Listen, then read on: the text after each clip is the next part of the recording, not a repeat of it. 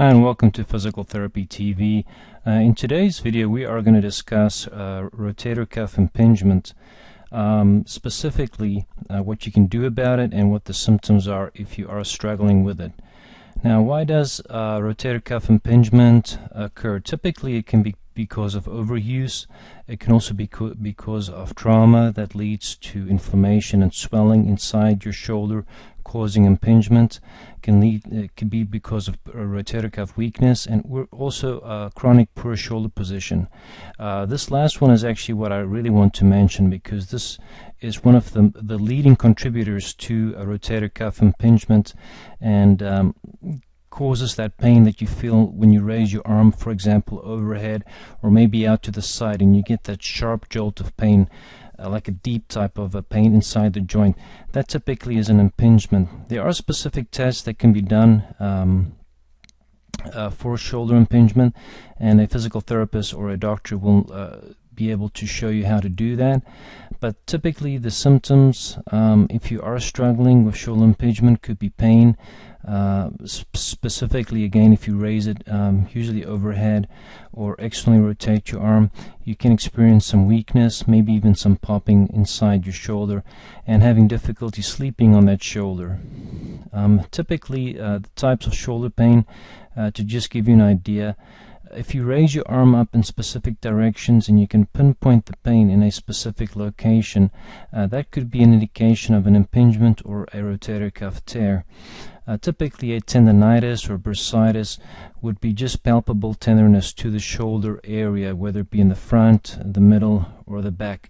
Those dots you see right there in the video pretty much indicate specific muscle tendons of the rotator cuff. So if you feel pain in those areas when you just push on it, might be a more a tendonitis compared to a tear, but a tear can still to some extent present with palpable tenderness.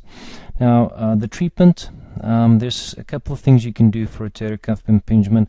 Firstly is to end the rotation, whether it be the habitual chronic position of your shoulder.